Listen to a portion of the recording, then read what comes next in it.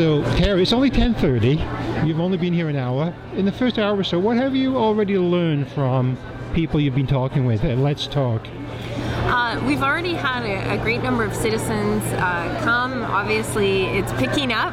We're starting to see more and more people wandering around. I can unequivocally say that every person that I've spoken to at the council booth so far today has talked about taxes, and actually, it's really interesting because the demographic that we've seen so far at Let's Talk today, I've spoken with more seniors than anybody, but all of them have said that they're living on fixed incomes, and they're talking about the impact that the city has on their ability to stay in their home. And as community leaders, we are charged to look after our city and to progress our city forward.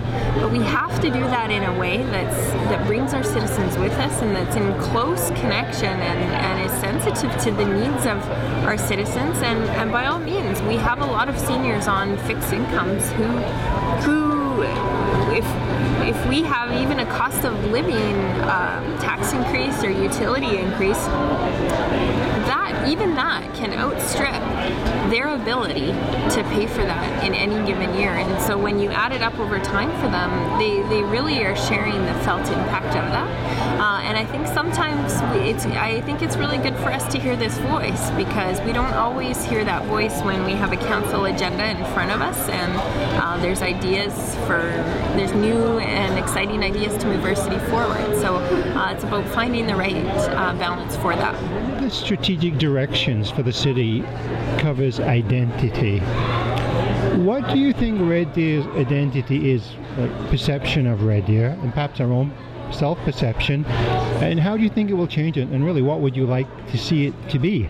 That's a three-pronged question. That's a great question, and I think really central to a lot of work that both our council and administration is undertaking right now. I'm a big believer in us going through an identity exercise and branding our city in a new way. Historically, if you look at the people who live and work in Red Deer, know what a great city that we live in.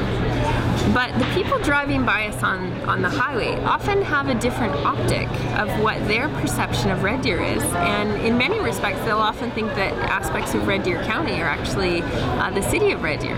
And so I'm a big believer in us actually engaging through the identity work and going to Red Deerians and saying what matters in terms of identity, what speaks to the heart of Red Deer and what constitutes Red Deer for you.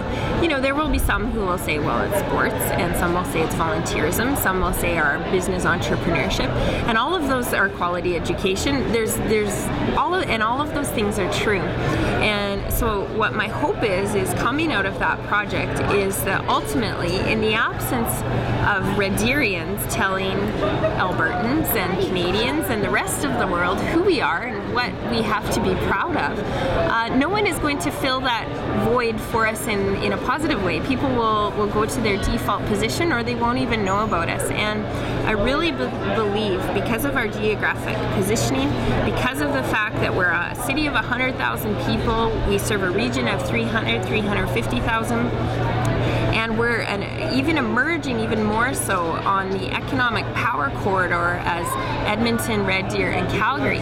It is time-wise, it's essential that we capitalize upon that geographic positioning so that we can move our city forward in a way that's financially affordable. And so that branding exercise is really there. So at this point, I have my own personal opinions of what I think could work, but I'm waiting because we need to hear from Red Deerians so that wherever we land, it's authentic to the people that we serve.